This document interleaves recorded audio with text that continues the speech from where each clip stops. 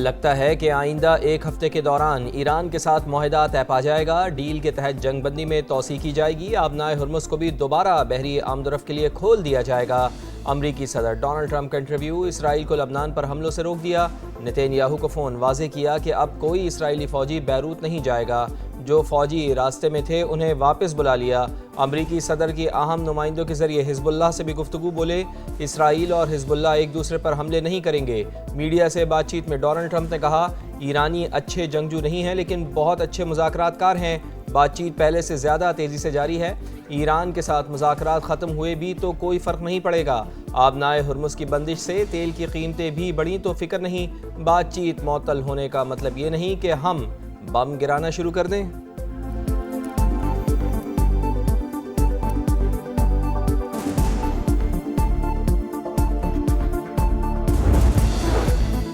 مذاکراتی عمل کے دوران لبنان پر حملے کیوں کیے؟ ڈونلڈ ٹرمپ اسرائیلی وزیر اعظم پر شدید برہم۔ ٹیلی فونک گفتگو میں تلخ جملوں کا تبادلہ۔ امریکی صدر نے نیتن یاہو کو پاگل اور ناشکرا قرار دے دیا۔ ایکزیوس کے مطابق ڈونلڈ ٹرمپ نے کہا، میں نہ ہوتا تو تم جیل میں ہوتے، میں تمہیں بچا رہا ہوں۔ ہر شخص تم سے اور اسرائیل سے نفرت کرتا ہے۔ بیروت پر حملوں سے اسرائیل دنیا بھر میں مزید تنہا ہو جائے گا۔ تم کیا احمقانہ حرکتیں کر رہے ہو؟ نیتن یاہو گفتگو کے دوران اوکے اوکے کہتے رہے۔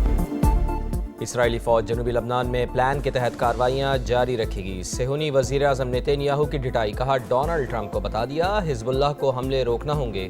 اسرائیلی وزیر بن گوئر نے کہا، امریکی صدر کو نہ کہنے کا وقت آ گیا ہے، حزب اللہ کے خلاف بھرپور کارروائی کی جائے گی۔ جنوبی لبنان پر قبضے کے بعد اسرائیلی فوج کے مختلف مقامات پر حملے، مزید 8 شہری شہید۔ 2 مارچ سے اب تک شہادتوں کی تعداد 3500 کے قریب پہنچ گئی۔ درجنوں عمارتیں ملبے کا ڈھیر۔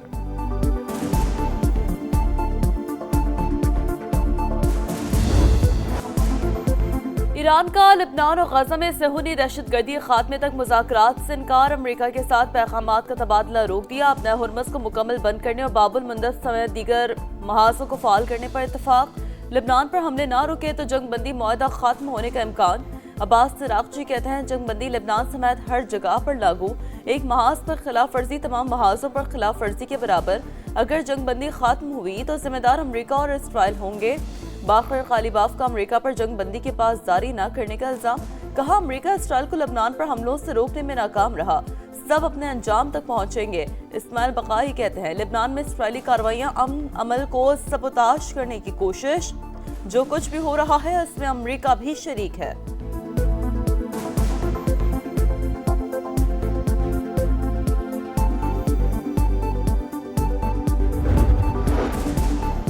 ایران نے اسرائیل کے زیر قبضہ شمالی علاقوں کو وارننگ جاری کر دی، رہائشیوں کو خبردار کر دیا۔ خاتم الانبیاء ہیڈ کوارٹرز کے کمانڈر بریگیڈیئر جنرل عبداللہی کہتے ہیں، خطرے کی صورت میں ان علاقوں کو خالی کرنا چاہیے۔ ایرانی سپریم لیڈر کے مشیر محسن رضائی بولے، صبر کی بھی ایک حد ہے، لبنان میں بڑھتی ہوئی جارحیت کو برداشت نہیں کریں گے، امریکی ناکہ بندی زیادہ دیر برداشت نہیں کی جائے گی۔ جنگ بندی کے تسلسل سے موجودہ مفاہمت برقرار رہ سکتی ہے۔ پاکستان کا سیز فائر برقرار رکھنے کی اہمیت پر زور، موجودہ صورتحال پر گہری تشویش کا اظہار۔ اسحاق ڈار اور ایرانی ہم منصب کا موجودہ علاقائی صورتحال پر پیش رفت پر تبادلہ خیال، قریبی رابطے برقرار رکھنے پر اتفاق۔ امن استحکام کے لیے مشترکہ کوششوں کے عزم کا اظہار۔ ایرانی وزیر خارجہ نے علاقائی سفارتکاری میں پاکستان کے تعمیری کردار کو سراہا، کشیدگی میں کمی کے لیے سفارتی کوششیں جاری رکھنے کی درخواست۔ اسحاق ڈار اور مصری وزیر خارجہ کا بھی رابطہ، خطے کی تازہ صورتحال پر مشاورت، امن و استحکام کے لیے مشترکہ کوششیں ناگزیر قرار۔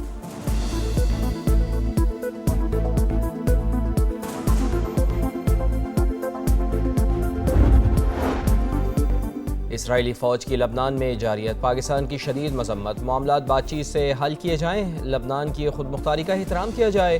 اقوام متحدہ میں پاکستانی مستقل مندوب عاصم افتخار کا خطاب، تناؤ میں کمی کے لیے سفارتی کوششیں جاری رکھنے کا عزم، لبنان پر اسرائیلی حملے جنگ بندی اور سفارتی کوششوں کو کمزور کر رہے ہیں، اقوام متحدہ کا اظہار تشویش۔ امریکہ ایران مذاکراتی عمل میں تعطل کی خبر، عالمی منڈی میں خام تیل کی قیمتوں میں اضافہ، امریکی کروڈ آئل 91 اور برطانوی خام تیل $94 فی بیرل پر فروخت۔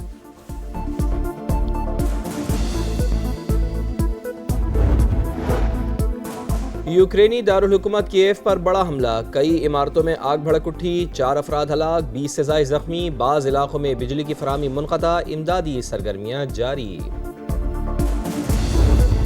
हर चीज को इस्लामाबाद से चलाना चाहते हैं। गवादर को भी इस्लामाबाद से चलाना चाहते हैं, वो कराची को भी इस्लामाबाद से चलाना चाहते हैं। इस्लामाबाद वाले समझते हैं कि हर चीज उनका है। यार अगर वफाक कंगाल है तो सबसे पहले वो आजाद कश्मीर और गिलगित बल्तिस्तान का जो वजारत है ना वो बंद करें। हुक्मरान हर चीज को इस्लामाबाद से चलाना चाहते हैं, वफाक समझता है हर चीज उसकी है। ये गवादर और कराची को भी इस्लामाबाद से चलवाना चाहते हैं। गिलगित बल्तिस्तान के फैसले अवाम करेंगे। शहर इक़्तिदार में बैठा बाबू नहीं, इस्लामाबाद वालों के फैसलों का नुकसान अवाम को भुगतना पड़ता है। बिलावल भुट्टो ने वफाकी हुकूमत को निशाने पर रख लिया। GB आज़ाद कश्मीर इलेक्शन पाकिस्तान के आम इंतखाबात के साथ कराने की तजवीज़, बेनज़ीर इनकम सपोर्ट प्रोग्राम को सूबों के हवाले करने की मुखालफत, साजिश को नाकाम बनाने का ऐलान, मुखालफीन पर तंज, कहा वफाक कंगाल है तो गिलगित बल्तिस्तान और आज़ाद कश्मीर की वजारत खत्म करे, कभी नहीं कहा हमें सेलेक्ट करके लाओ, ये फॉर्म 47 का बंदोबस्त करो, कारकुन फॉर्म 45 हाथ में लेकर वापस जाएं, फॉर्म 47 का बंदोबस्त खुद करूंगा, उम्मीद है हमारी कोई सीट इस बार चोरी नहीं होगी।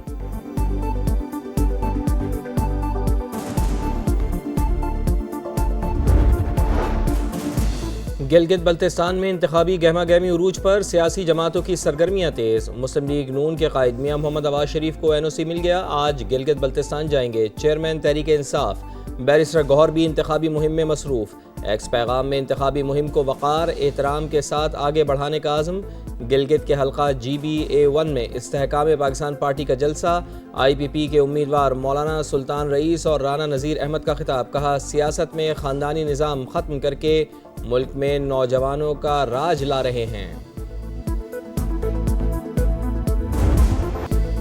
हुकूमत का माली खसारा अवाम की जेबों से पूरा करने का प्लान, 5 साल में 10,780 अरब रुपए निकालने का मंसूबा तैयार। IMF को पेट्रोलियम सरचार्ज के नाम पर टैक्स वसूली की यकीन दहानी, आइंदा बजट में 1,727 अरब रुपए की लेवी वसूली का इरादा। नए माली साल का वफाकी तरक्याती बजट 1126 अरब रुपए का होगा। ज़मानी तफसीलात हासिल कर ली। नया PSDP नज़रसानी शुदा बजट से 289 अरब रुपए ज्यादा रखने का फैसला।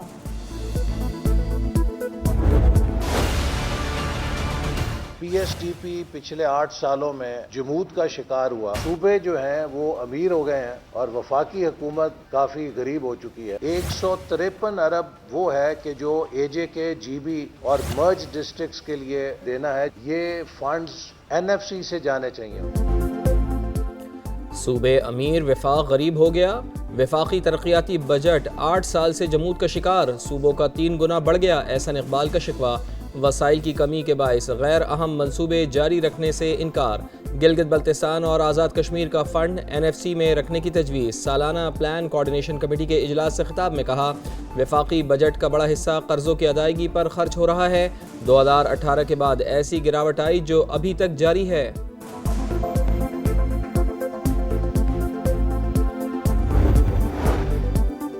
लाहौर के इलाके मॉडल टाउन में 18 साल की घरेलू मुलाजमा से इज्तिमाई ज़्यादती, मुतासर लड़की इसकात हमल के दौरान जाँ बहक हो गई। मालकिन का बेटा और ड्राइवर 5 साल से मुसलसल ज़्यादती का निशाना बनाते रहे। हमला हुई तो मालकिन ने बेटे को बचाने के लिए ज़िंदगी तबाह कर दी। घरेलू मुलाजमा का इंतकाल से 6 घंटे पहले का वीडियो बयान। हिल पार्क ज़मीन की लीज PCHS सोसाइटी की जानिब से दिए जाने का इंकशाफ, दस्तावेज़ात सामने आ गई। PCHS ने सरकारी ज़मीन क्यों लीज की, तहकीकात जारी। मेयर कराची मुर्तज़ा वहाब कहते हैं असल लेआउट प्लान के मुताबिक मज़कूरा प्लॉट नंबर ही मौजूद नहीं, सोसाइटी के खिलाफ कार्रवाई होगी।